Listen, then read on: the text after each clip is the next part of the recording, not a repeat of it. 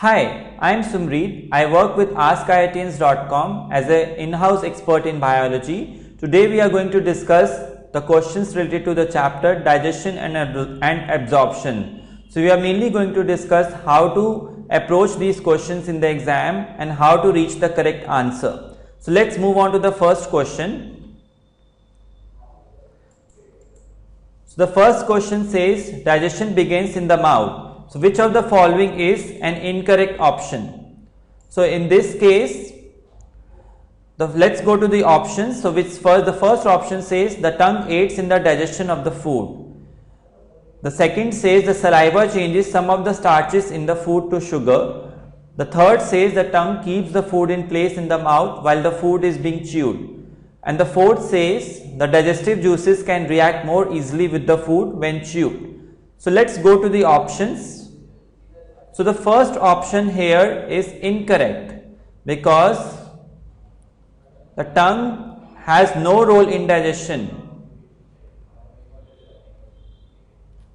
It has no digestion role. So it has mainly role only in holding the food.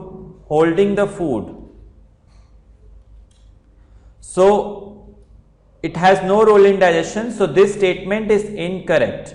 Hence, it is the correct option in this case. So A is the correct option. So let's go on to why the other options are correct and hence they are not applicable for this question. So the second option says that saliva changes some of the starches in the food to sugar.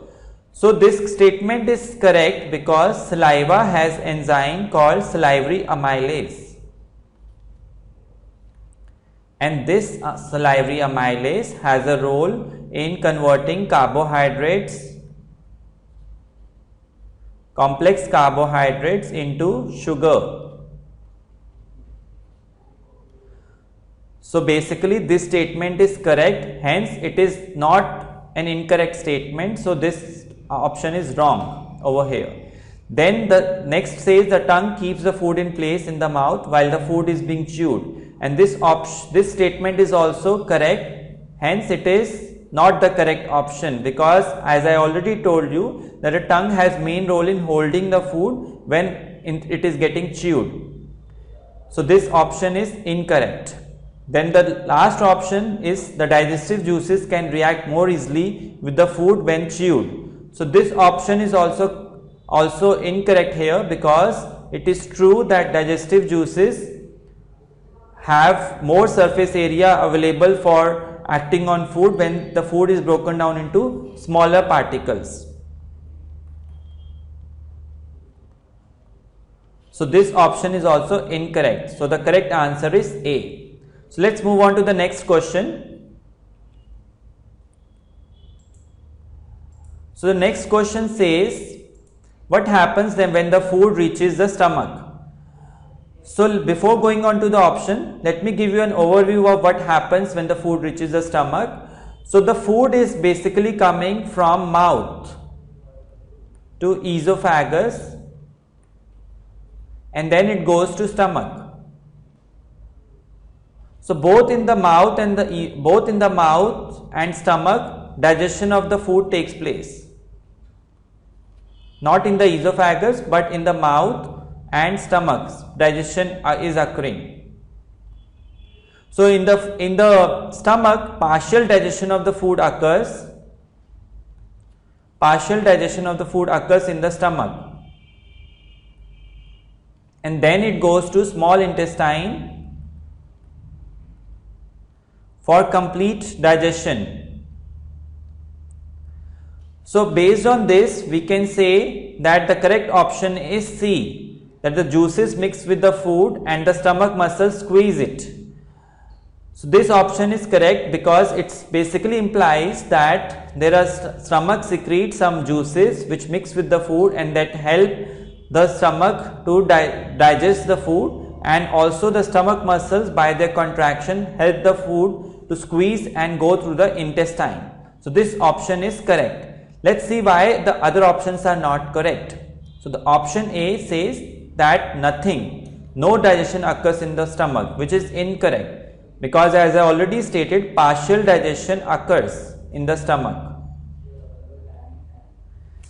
Then the next one says the food moves quickly into the small intestine, which is almost similar to the option A. So which is saying that there is no digestion occurring when the food is moving from mouth to the intestine, which is not true. Some digestion occurs and the food does not move quickly into the small intestine. So this is incorrect.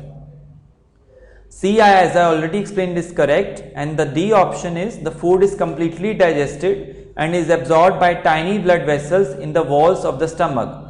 So this option is also incorrect, because as I already told you that the food is completely digested in small intestine, not in the stomach, and it is only in the small intestine it gets absorbed and then it reaches the blood vessels.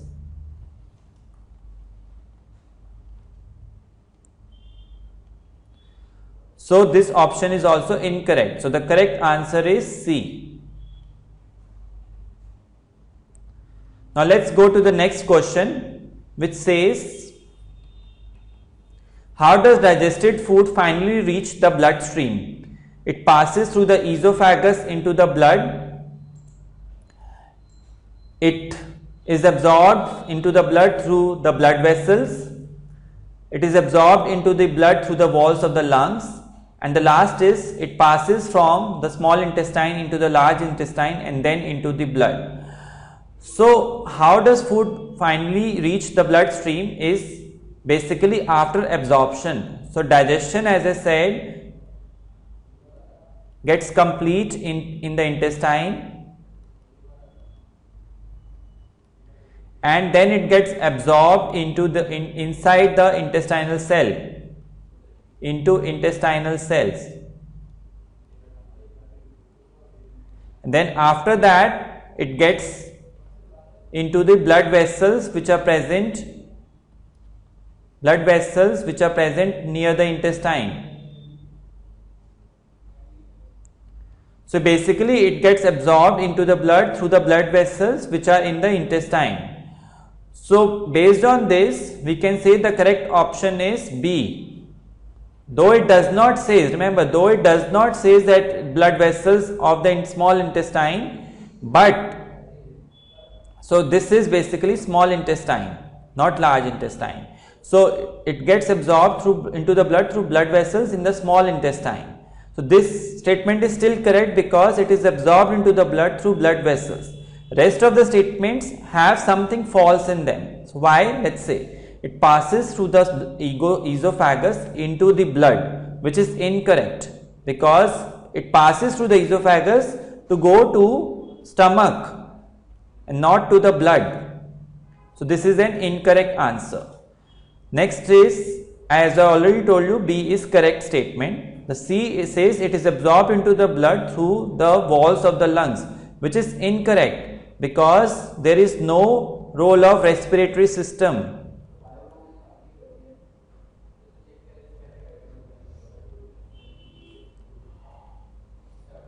So there is no role of respiratory system in this process. So it is not a correct option. And the last one, it says it passes from the small intestine into the large intestine and then into the blood. So the D one is incorrect because it is the undigested food that passes into the large intestine, not the digested food. And the digested food, as I explained, it goes to the small intestine and then it goes into the blood. So this option is incorrect. So the correct answer is B. Let's go on to the next question. So the next question says that digestion takes place in a long tube-like canal called the alimentary canal or the digestive tract. So food travels through these organs in the following order. So before we go on to the options, so let me explain you how the food is traveling as it passes through the alimentary canal. So as I already explained that when we take any food, first we take it through mouth and then some digestion occurs in the mouth, then it goes through the food pipe, which is esophagus. and from there it goes to the stomach, and then it goes to the small intestine for complete digestion, and the undigested food then goes to large intestine, and then from there it goes to rectum and then anus for the undigested food to get disposed of as feces. So based on this explanation, so the correct option is A, which says mouth, esophagus, stomach, small intestine, large intestine and rectum. Rest of them have different orders, which is incorrect. So the correct answer is A. Let's move on to the next question. Question number 5, which says, which of the following does not manufacture digestive juices? So let's go to each option. So first says liver. So liver is secreting some juices which are helping in digestion. So liver mainly secretes bile juice, so which is helping in digestion of fats. Though bile juice is not directly breaking down the fat into different components, but bile juice is required for micelle formation. Hence, the liver is secreting digestive juice in the form of bile juice, so it is an incorrect option. Next is kidneys. So kidneys have role in urine formation. They don't have as such role in digestion process. So kidneys do not secrete digestive juices. So this should be the correct answer, is B. Let's go to the stomach and pancreas. So stomach and pancreas both secrete juices that help in food digestion. So stomach and pancreas are secreting digestive juices. So both of them are incorrect options as per this question. So the correct answer is kidneys, which is B. Let's move on to the next question. So the next question says that the liver is located in the abdomen and performs many functions. So which of the following is not a function of the liver? So before we go on to the options, let me just give you an overview of the functions of the liver. So the liver is mainly having role because it secretes juice in the form of bile juice, as I previously discussed, which helps in fat digestion. So liver is producing digestive juices. Also, liver has the ability to convert glucose into glycogen. It can also manufacture glucose and it can convert it into glycogen and hence store it. So liver has the ability to store food. Then another thing is liver has regenerative ability, which means if some damage occurs to the liver, it can heal itself. And another function is liver have Kupffer cells, which have the ability to destroy old RBCs as well as any pathogens. So as I said, liver has these mainly 4 functions. It can produce digestive juices, it has regenerative ability, it has the ability to store food, and it has the ability to destroy the old RBCs also. So let's go to the options. So the option A says that storing food. So this is not the correct one. Then the option option B, which says manufacturing insulin. So this is not the function of liver because insulin is manufactured by pancreas, not by the liver. So this is the correct option, option B. And the third one is producing digestive juices. So this I already stated is the function of liver, hence it is incorrect. And the last one I already told that it has the ability to heal itself when it gets damaged. So this is also incorrect in this case. The correct is B. Let's move on to the next question. So the next question says that duodenum has characteristic Brunner's gland which secrete two hormones called. So let's go to the first option which says kinase and estrogen. So kinase is not a hormone, it is in fact an enzyme, it is not a hormone. So this option is incorrect, it is not not a hormone as such. But yes, there are some hormones which might act as kinases, but in this case mainly the kinase has a role of enzymes, not as a hormone. And estrogen is a hormone which is secreted by reproductive system in females.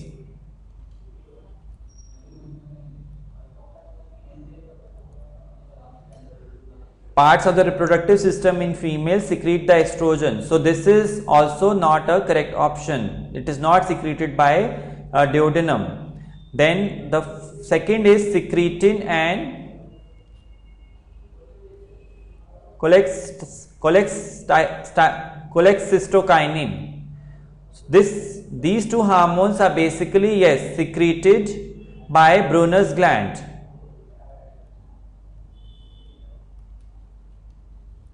So these are responsible for helping in the secretion of digestive juices from the small intestine. So this is a correct option, secretin and cholecystokinin. The third one is prolactin and parathormone. This is incorrect because these hormones are secreted by different glands. They are not secreted by the duodenum. And again the last one, estradiol and progesterone, they are secreted by reproductive system. They are not secreted by duodenum. So the correct is secretin and cholecystokinin. Let's go to the next option, next question, which says epithelial cells of the intestine involved in food absorption have on their surface. So before going on to the option, let's go on to the description of the small intestine cells. So the small intestine cells, they are arranged in this form.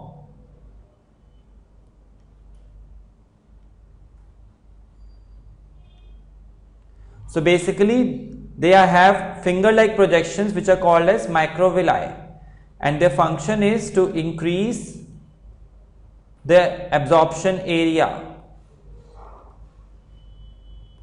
to increase the surface area for absorption of the digestive food.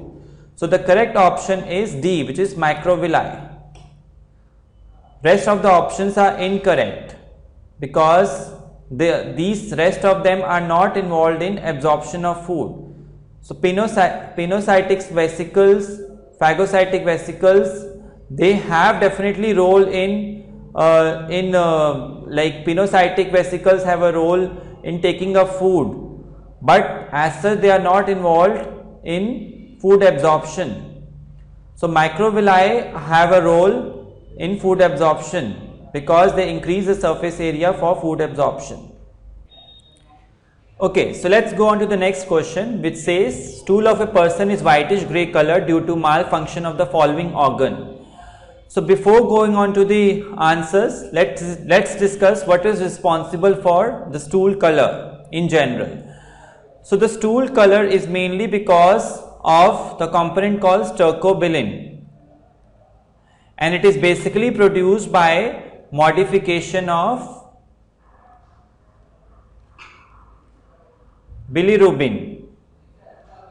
So what happens is, like our old RBCs, they get destroyed in spleen, and during this process the heme part of hemoglobin, only the heme part of hemoglobin which is present in the RBCs it's basically is undergoing degradation to biliverdin, and then it goes to bilirubin. So then what happens is this bilirubin in spleen, it gets transported to liver, and from liver it goes to intestine in the form of bile, and from there it basically gets converted in the intestine. Some part of the bilirubin gets converted to stercobilin, which is responsible for yellow color to the feces or to stools. So basically, if in any way the functioning of the spleen or liver is affected, so that the formation and the transport of bilirubin is affected, then the formation of stercobilin will be inhibited. So in that case we can say both, if both A and B should be the answer, where if any way there is a malfunctioning of liver and spleen, it can interfere with the formation as well as transport of bilirubin. So it can affect the formation of stercobilin, and hence it may be responsible for whitish color instead of the yellow color to the feces. So the correct option is D in this case. Let's go on to the next question. So the next question says, if pancreas is removed, which one of the compounds remains undigested?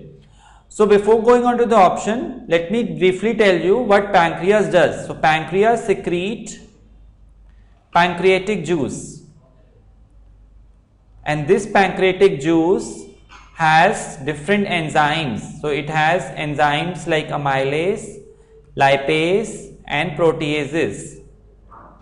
So amylase works on carbohydrate digestion. It helps in carbohydrate digestion, lipase in fats, and protease in proteins.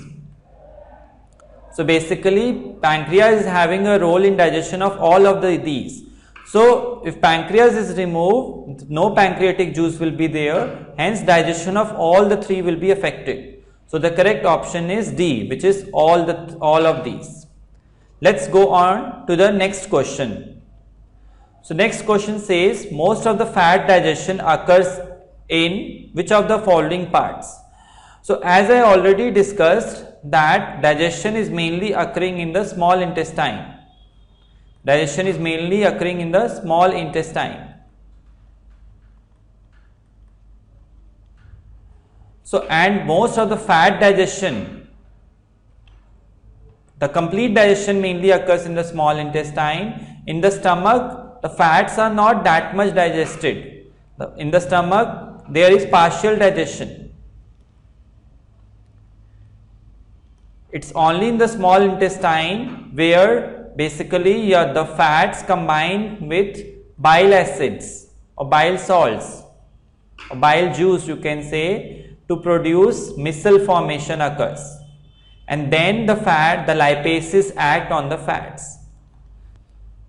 So those in the stomach there is partial digestion occurring, but it is mainly the formation of micelles in the fats with the fats that is responsible for digestion in the small intestine. So the correct answer is D, that most of the digestion occurs in small intestine. Rectum is the area where feces are stored, undigested material, feces are stored, so there is no digestion occurring. Stomach, as I said, is not mainly responsible for digestion of fat.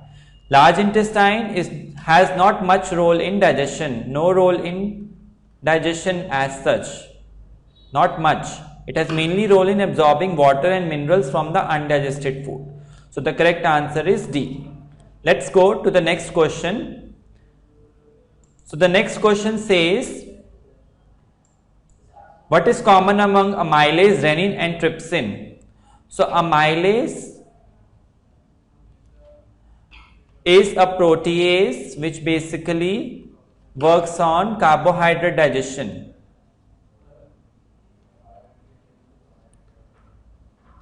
It's a protease. Okay. So in this case, it's a protease, and then we have is renin. Renin is also a protease.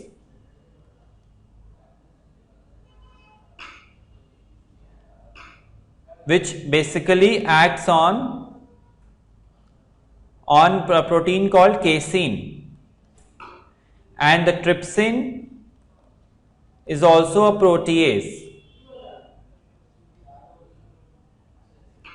which acts mainly on proteins. The amylase is not a protease. So amylase is basically a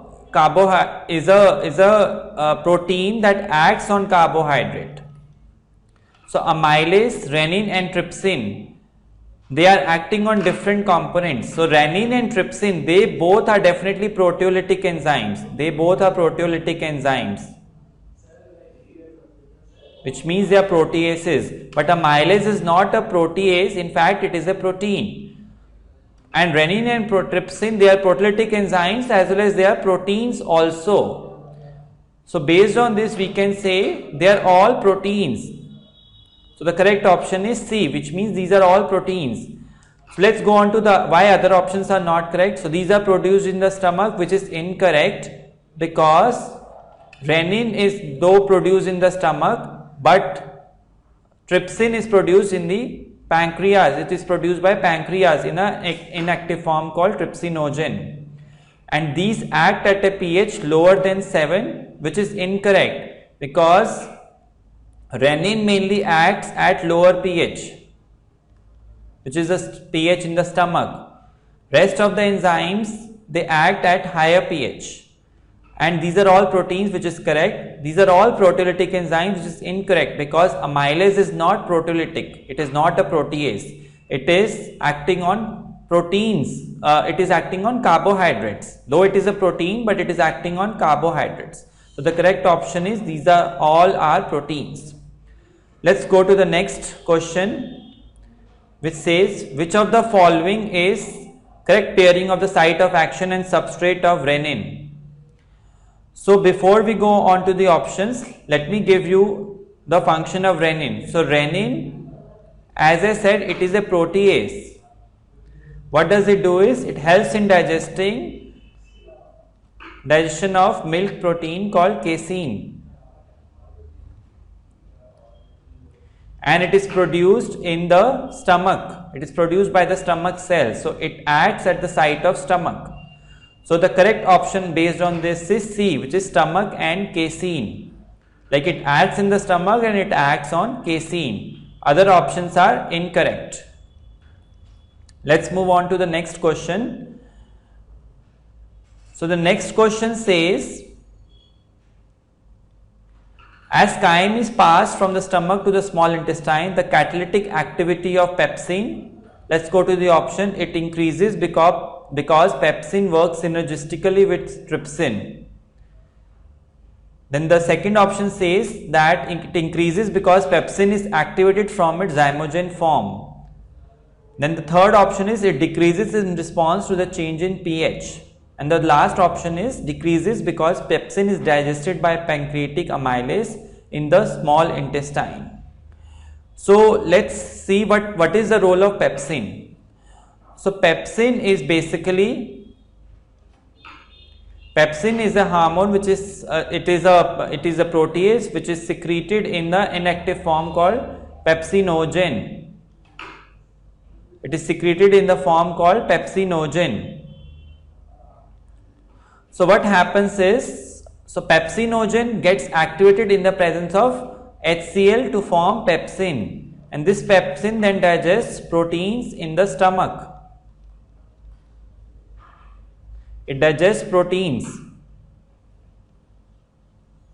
So it is mainly acting in the stomach because it is active only in the acidic pH, which is in the presence of HCl. So as the food passes, partially digested food, which is chyme, passes from stomach to the intestine, there is a change in pH. So the pH in the intestine becomes alkaline.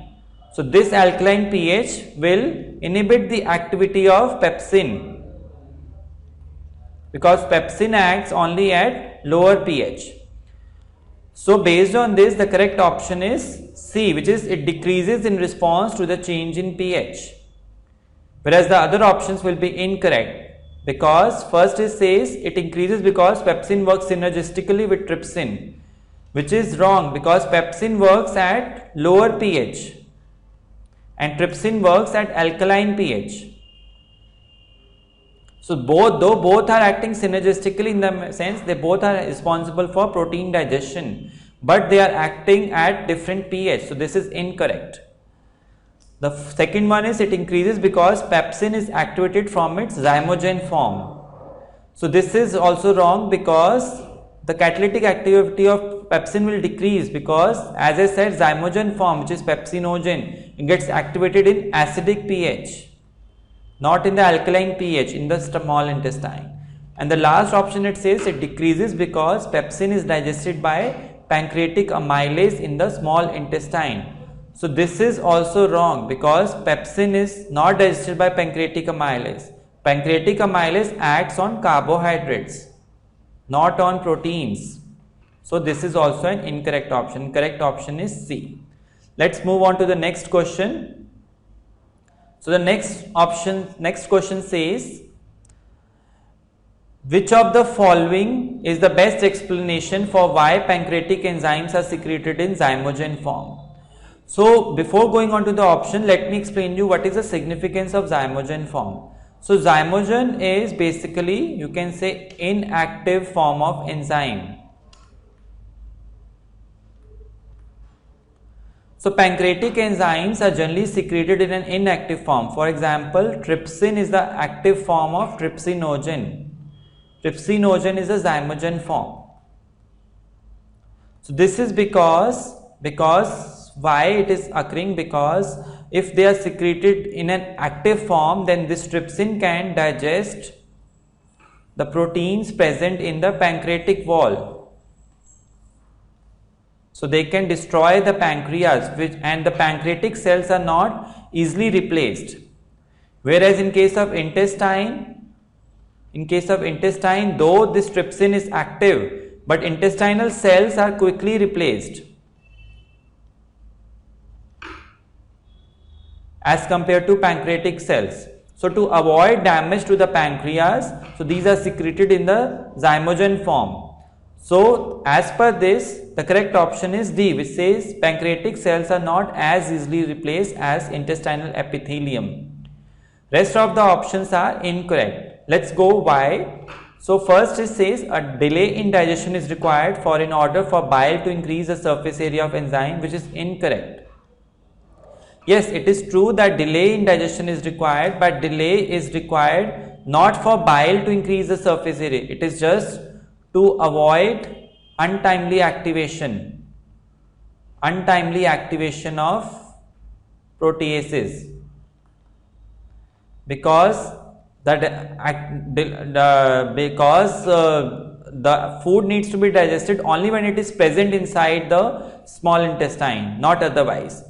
Enzymes are most active in zymogen form, which is incorrect. Enzymes are inactive in zymogen form. And zymogens will not digest bile in the pancreatic duct. So this is also incorrect. Zymogens have no such role in bile digestion. So this is incorrect. So the correct is D. Let's go on to the next question.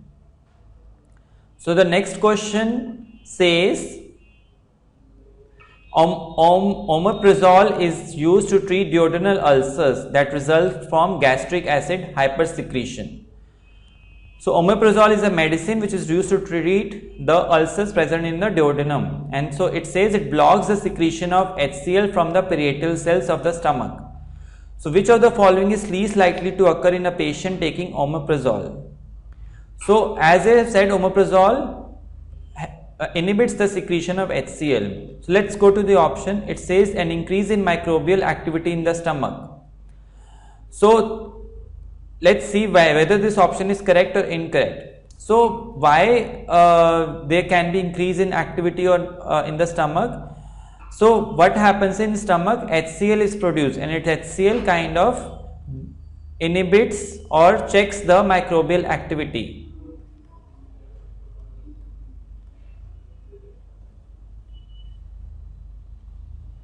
So basically, if anyway this HCl production is stopped, then obviously there can be increase in microbial activity. So this option will occur. Basically, this will occur in a patient taking omeprazole. So it is not least likely to occur. So this is incorrect. Next one says decrease in the activity of pepsin, which is also true because as I explained, HCl is responsible for pepsinogen activation to pepsin and for activity of pepsin further, because pepsin acts at lower pH. So this is also going to occur. So this option is also incorrect. And this option C is an increase in stomach pH. So this option is also going to occur because if HCl production is stopped, then the pH of the stomach will increase. So there will be an increase in stomach pH. So this is also going to occur. Hence, it is incorrect. And the option D says a decrease in carbohydrate digestion in the stomach, which is incorrect. So HCl secretion is responsible mainly for protein digestion. It has not much role in HCl has not such role in carbohydrate digestion in stomach. So the carbohydrate digestion in stomach is not going to be affected that much if there is no HCl produced. So this is least likely to occur, decrease in carbohydrate digestion. So this D is the correct option, is D. Let's go to the next question, which says which of the following reaction types is common to the digestion of all macronutrients. So in this case, what is happening over here is, so macronutrients are all our complex compounds like carbohydrates, fats, proteins, nucleic acids. So all these are macronutrients. So these are digested. So when they are digested, they are basically undergoing hydrolysis. So this is the common to digestion of all macronutrients. So the correct answer is A. Why the others are not correct? So B is mainly reduction, which is addition of hydrogen or electrons. So this is not common to all of them. Common to the digestion of all macronutrients. Glycolysis again is kind of, you can say, breakdown of glucose. It is further breakdown of glucose, but it does not apply to proteins or lipids or nucleic acid. This is incorrect. And phosphorylation is just a modification. It may occur in some processes or it may not occur. So it may not be common to digestion of all nutrients, but hydrolysis is common to all the digestion of all the macronutrients, because all these amylases, proteases and lipases, they use water for hydrolysis of macronutrients. So the correct option is A, which is hydrolysis. Let's go to the next question, which says salivary alpha amylase begins the digestion of. So as I stated earlier that amylase is a protein, it's a protein first of all, and it helps in the digestion of carbohydrates. So the correct option is D, salivary alpha amylase begins the digestion of carbohydrates. So what does it do is, it converts the starch into maltose, isomaltose and limit dextrins. So the correct option is D, which is carbohydrates. Let's go to the next question. So the next question says, which of the following are part of pancreatic exocrine function? Basically it says that which of the following are part of exocrine function or except. So basically it means which of the following is not part of pancreatic exocrine function. So as I stated before that pancreas work as exocrine gland. Basically, they are secreting pancreatic juice. They are secreting pancreatic juice into pancreatic duct, and then it goes into basically your small intestine. And this pancreatic juice, as I stated earlier, it contains amylase, it contains proteases like chymotrypsin, and it also contains lipase. So all these are part of pancreatic exocrine function except bile. So bile is mainly secreted by liver. Liver makes bile and it gets stored in gallbladder. So bile has no role with pancreas. So the correct option is A. It's the bile which is not the function of pancreas, bile secretion or manufacturing. Let's go on to the next question. So the next question says that in humans most chemical digestion of food occurs in the, so in this case as I stated that most of the digestion earlier I stated occurs in small intestine, but here's a catch. Here there is no option of small intestine, but we know that small intestine is divided into three parts, right? We know it is divided into duodenum, ileum and jejunum. These are the three parts. So it is mainly, the digestion is mainly occurring in the duodenum part. Ileum part is mainly responsible for absorption of food, absorption of digested food. So the correct option is C, which is duodenum. Rest of the options are not correct because mouth definitely has a role in both mechanical and chemical digestion, but it's not complete over there. And in stomach also it's not complete. So it's mainly the duodenum where most of the chemical digestion, which is breaking down of the complex food into simple component, is occurring in the duodenum. So the correct option is C. Let's go on to the next question, which says a stomach ulcer may increase the acidity of the stomach, and the stomach cells most affected by a stomach ulcer are. So before we go on to the option, let me tell you what is responsible for acidity of the stomach. So the acidity of the stomach is mainly responsible for, mainly caused by parietal cells. So parietal cells secrete HCl, which leads to increased acidity in the stomach. So if ulcer is increasing the acidity of the stomach, it means it is probably affecting at the level of parietal cells. It is stimulating these cells to secrete more HCl. So the correct answer is B, which is parietal cells. Rest of the cells have not much role in secreting HCl. So goblet cells have a role in secreting mucus. Chief cells have a role in pepsinogen secretion, and G cells secrete gastrin hormone.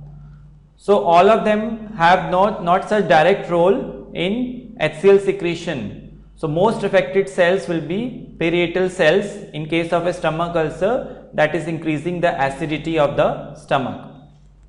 Let's go to the next question. So the next question says, which of the following occurs mainly in the liver? So let's say fat storage. So fat storage is not occurring in the liver at all. It can occur in the liver in case of when liver becomes fatty liver, it can occur, but it is not the normal situation. Fatty liver is it can lead to diseases also. So it's not the normal situation. Fat storage mainly occurs in adipose tissue. So it is not occurring in the liver, so it is an incorrect option. Next one is, which says protein degradation. So protein degradation is also, obviously some amount of protein degradation occurs in every organ, but it is not the main activity of the liver. So it is also incorrect. Protein degradation is not the main activity, because those proteins in our body are undergoing degradation, but it is not the main activity of the liver. The main activity of the liver is to produce glucose, and the process of producing glucose from different sources like amino acids is called as gluconeogenesis, and this glucose can then be stored in the liver as in the form of glycogen. So the correct option is D, which is gluconeogenesis.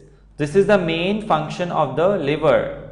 Glycolysis may also occur in the liver, but the major function is gluconeogenesis. Glycolysis mainly occurs in the tissue where that require energy. So liver also requires energy for its functioning, but the main role is gluconeogenesis. So the correct option is D. Let's go to the next question. So the next question says, dietary fat consists mostly of neutral fats called triglycerides. So most digestive products of fat, so it's giving us different options. So first it is saying that dietary fat consists of, yes, triglycerides. So whatever fats we eat, it exists in the form of, for example, if we take any chips, so they have triacyl glycerol or triglycerides, you say.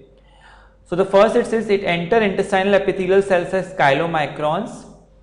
So this option is not correct, because it definitely enters the intestinal epithelial cells, but it first enters in a monosylglycerol form,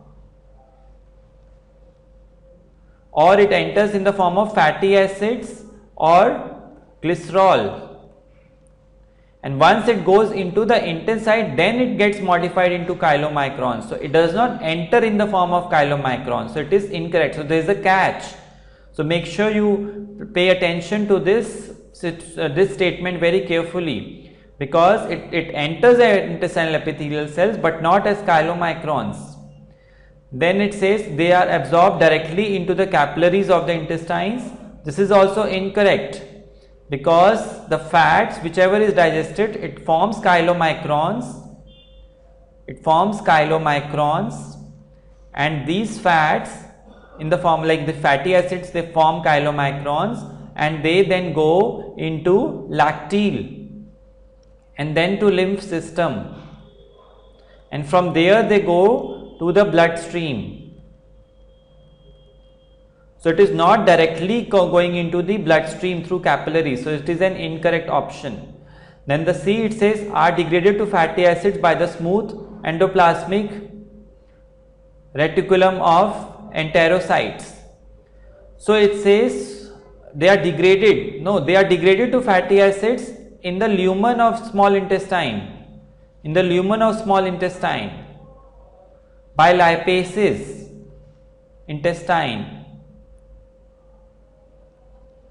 By lipases. So this is also incorrect. So the next option, which says they enter the lymph system before entering the bloodstream, this is correct, which I already told you that they enter the lymph system through lacteal, and then after that this lymph drains into the bloodstream, where they enter into the bloodstream. So they are not entering the bloodstream directly. So the correct option is D. Let's go to the next question. So the next question says, which of the following is not true concerning the digestive products of dietary protein? So the dietary protein, if we take in the food, it basically gets digested to amino acid.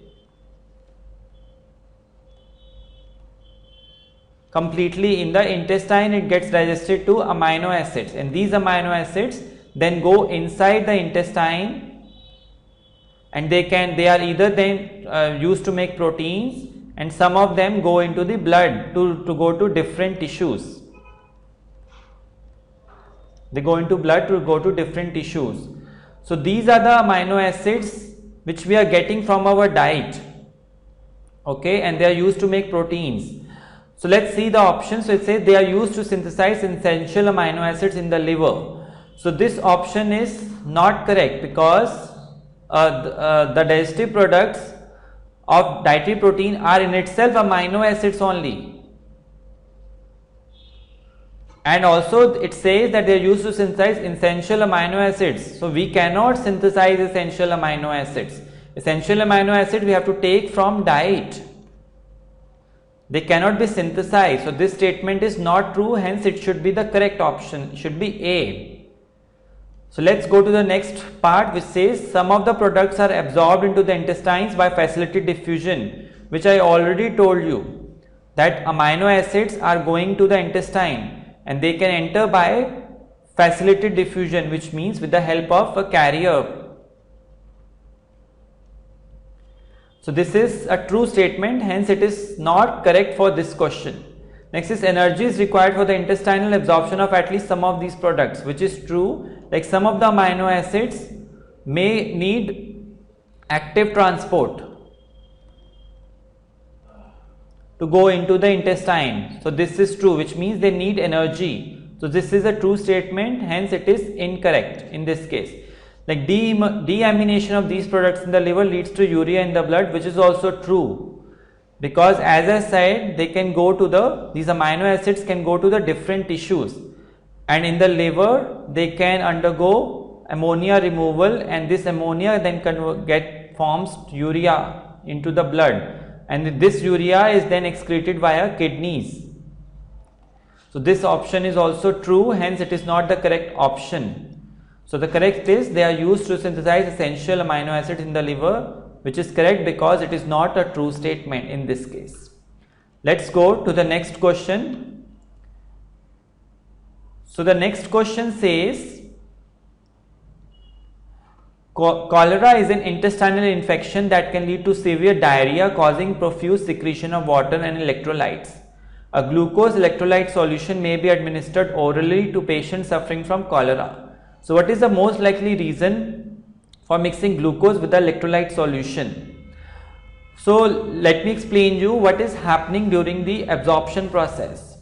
So what happens is, in absorption process, after the carbohydrate gets digested to glucose, so after it gets digested to glucose, this glucose needs to be absorbed into the small intestine, and it can go there by facilitated diffusion.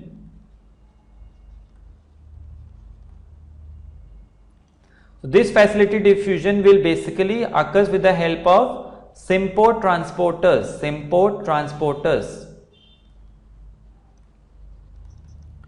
So let me explain you what is this exactly.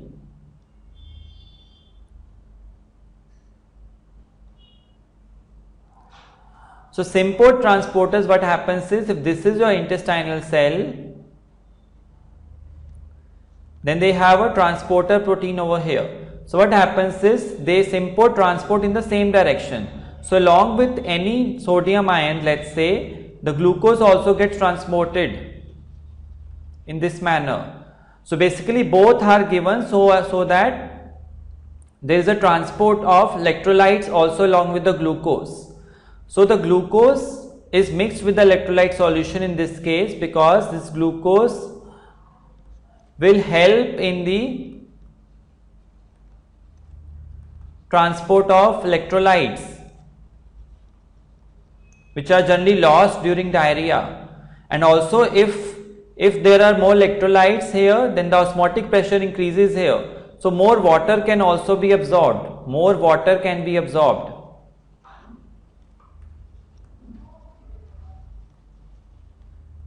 More water can be also absorbed, because there is then increased osmotic pressure inside the cells due to increased transport of electrolytes. So the glucose is helping in both the increased absorption of electrolytes as well as water. So that is why the correct answer for this question will be that glucose, the absorption of glucose increases the uptake of electrolytes basically. If not water will be the result, increased uptake of water will be due to the increased uptake of electrolytes only, but mainly the glucose, as I said, it helps in the increased uptake of electrolytes. So the correct option is B. Next one, it says when digested glucose, the first option it says when digested glucose increases the strength of the patient, which might be true because glucose will provide energy, but here we are mainly concerned with to decrease this diarrhea condition, so that to decrease the loss of water and electrolytes. So glucose is having a role in energy production, but here the glucose is mainly having a role to increase the uptake of electrolytes. Glucose is an electrolyte, which is wrong because electrolytes are mainly your mineral ions.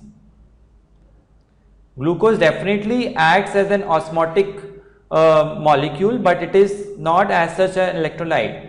Then it says glucose stimulates secretion of the pancreatic enzyme amylase, which is also not true because amylase does not act on glucose. Amylase does not act on glucose. Amylase acts on complex carbohydrates like starch or like disaccharides. Not even disaccharides, they are also by different enzymes, but amylase mainly acts on complex molecules like starch, which are complex polymers of glucose. So the correct option is B, that glucose acts in increasing the uptake of electrolytes.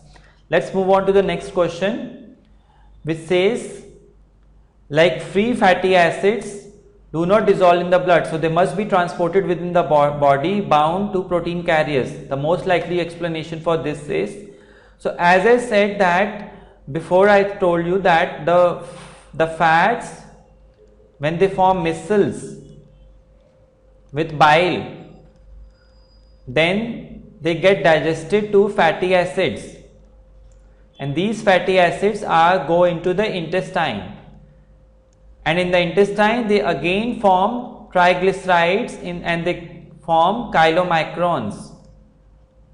Basically they are lipoproteins, so they get bound to protein carriers. So the function, and then they go to the lymph and then to blood. So why it is so? Because blood is an aqueous medium. Blood is an aqueous medium, and the fatty acids are hydrophobic in nature.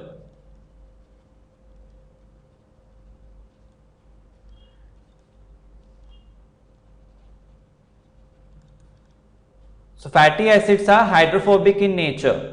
So what is happening over here is, so fatty acids, you know that they have mainly hydrophobic tail,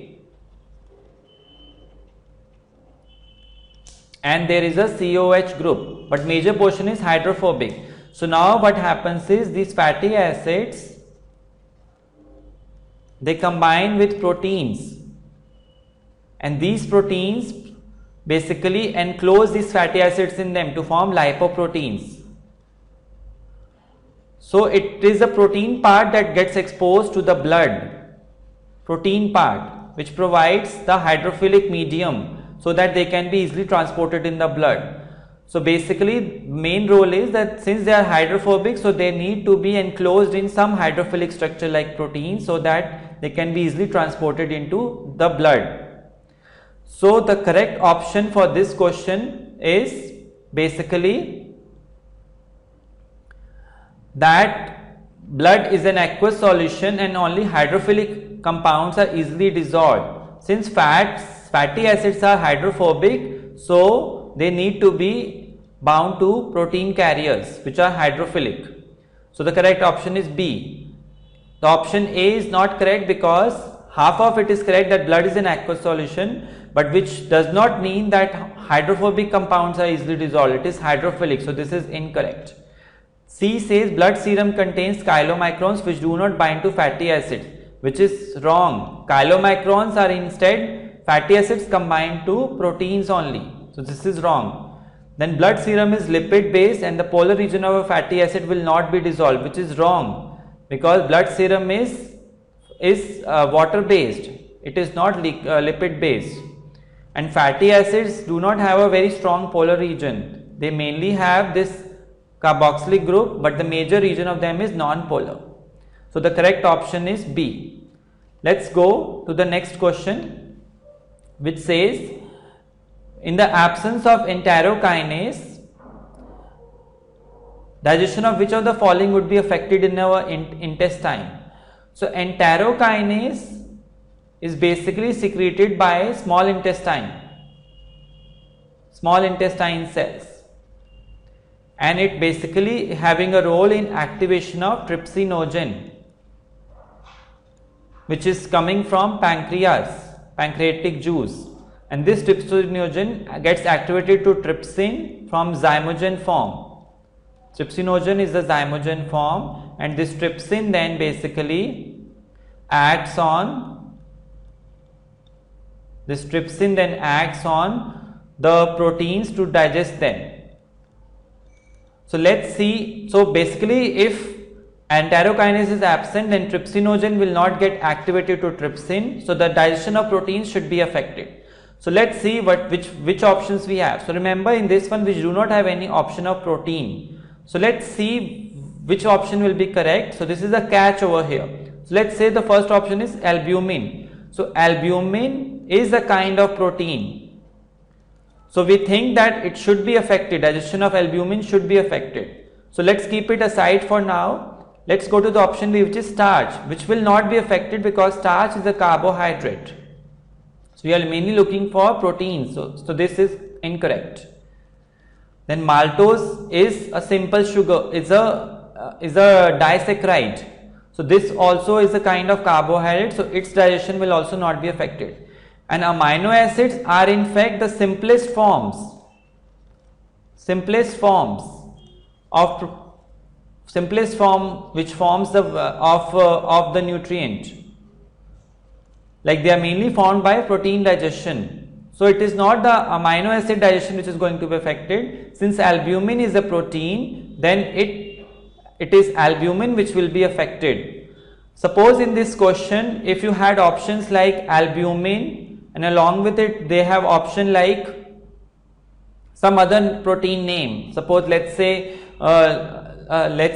you have some other protein which is coming from plants. Suppose if we eat plants, so some other proteins like you have different proteins in plants are there.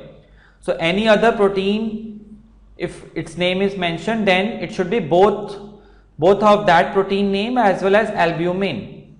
Let's say even if you have hemoglobin written, so if we are taking hemoglobin from any other source, then that digestion will also be affected. So any protein name which is mentioned, that will be affected in the that digestion will be affected in the absence of enterokinase. So the correct option is here is albumin. Let's go to the next question, which says one of the constituents of the pancreatic juice which is poured into the duodenum in humans is. So remember this thing, as I already told you, that pancreatic juice. So the pancreatic juice is mainly containing,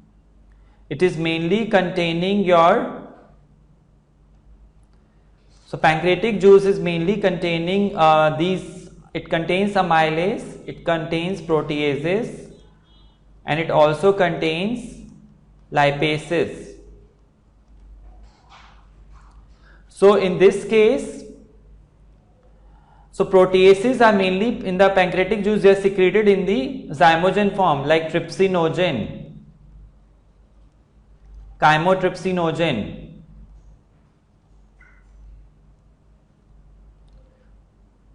So these are secreted in the zymogen form. So, and their active form is trypsin, which mainly occurs in the intestine. This active form is found in the intestine. So they are basically the inactive form which is coming from the pancreatic juice. So based on this, we will say that yes, trypsinogen will be correct. So the option A will be correct. Let's go to B. So remember that here is a catch. So B, though chymotrypsin is coming from chymotrypsinogen, but it is not the direct product of the pancreatic juice. Chymotrypsin is getting formed in the intestine. It is the chymotrypsinogen which is the constituent of pancreatic juice. If it would have been chymotrypsinogen, then we would have said both A and B would have been correct. Similarly with trypsin, it's the trypsinogen which is going from the pancreatic juice. So this is also incorrect, this is also incorrect, and enterokinase, as I already said, it is mainly from the small intestine. So this is also incorrect. So the correct option is A, which is trypsinogen. Let's move on to the next question, which says that lactyl is found in the dash and is involved with dash. So as I explained you before, lactyl is the major lymphatic vessel. It is a major lymphatic vessel, and these lymphatic vessels are found in the small intestine. So as I explained you, that chylomicrons, which are like fatty acids bound to proteins, they basically first go into the lactyl, and so they are absorbed, the fatty acids are absorbed in the form of chylomicrons in the lactyl, and from there it goes to blood. So lactyl has a main role that in the absorption of fatty acids, and it is found in the small intestine. So the correct answer is C. Rest of the options do not match with the lactyl. So correct is C. Let's go to the last question of this session. So the last question says, two friends are eating together on a dinner table. One of them suddenly starts coughing while swallowing some food. This coughing would have been due to improper movement of. So this question is important because there is an important concept. So when we take in food, so this food has to go to basically esophagus, which is the food pipe. But our food pipe and windpipe are close together. The windpipe, which is a trachea, which is close to esophagus. So there is a chance that food can go into trachea and hence obstruct the movement of air or passage of air in the trachea, which can lead to coughing. But this is prevented. Passing of the food into the trachea is prevented by an opening called epiglottis. So this epiglottis is made up of cartilage tissue, and it basically closes the opening into the trachea, so that the food does not go into the respiratory system or trachea.